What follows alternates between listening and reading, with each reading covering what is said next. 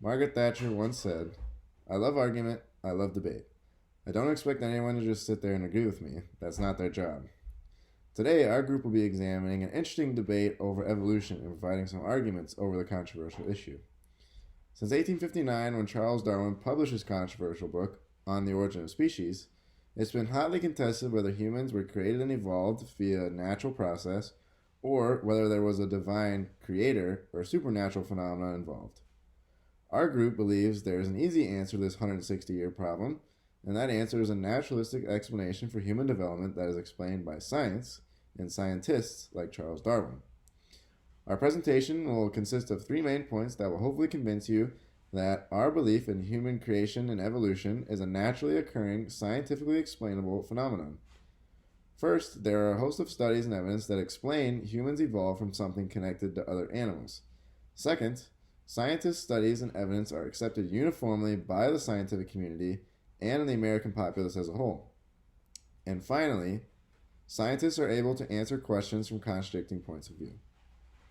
Our first point, that there are studies and evidence that support evolution, needs a bit of context. The first ever theory of evolution was formulated by Charles Darwin after his trip to the Galapagos Islands.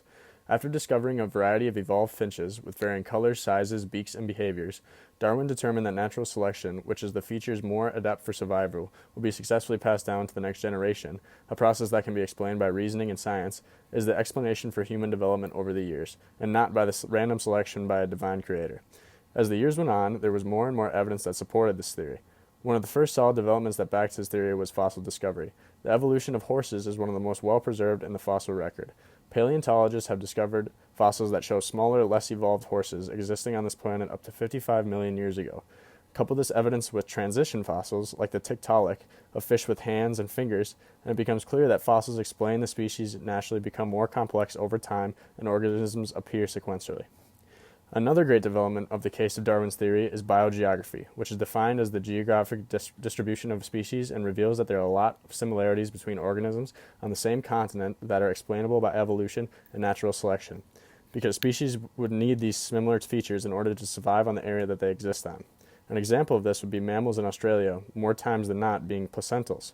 Despite a likely wide range of origins, animals like flying squirrel, kangaroo, and Tasmanian wolf all have one feature in common. They are marsupials.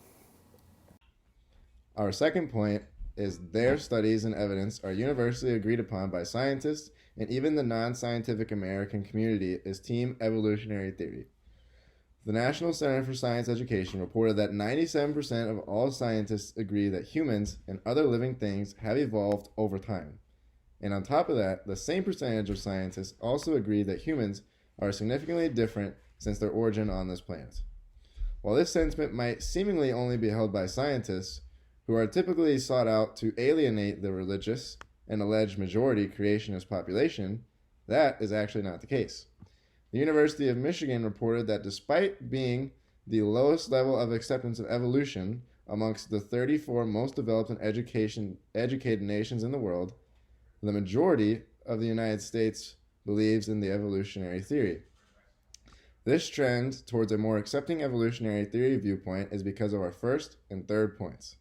But the important thing in this section is to realize that this theory is accepted by essentially every scientist for a reason.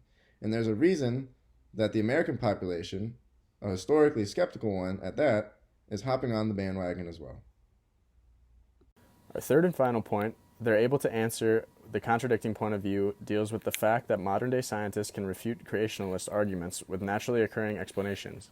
For the sake of time, we'll examine the two strongest arguments typically made by the opposition.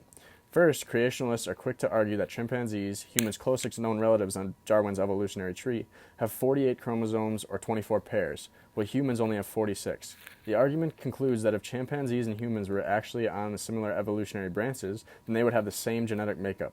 This argument is answered by the fact that humans' chromosome number 2 is actually fused together through an ancestral mutation. At the same point, human line also had 48 chromosomes as well. The next argument that creationists are quick to point out is that evolution is the opposite of entropy, which violates the natural laws of science. Entropy is a verified law that states the transfer or transformation of molecules has some degree of randomness to us. This would be a direct violation of Darwin's natural selection theory that says the passing of evolved traits more pertinent to survival is a naturally occurring process that has total explanations. While on the surface, the creationalist argument might seem right, it is because their argument is incomplete. The entirety of entropy's law requires a closed system with no inflow or outflow of energy. Earth and the life on Earth are both quite literally not closed systems. Hence, there is no contradiction because it simply does not apply to evolution.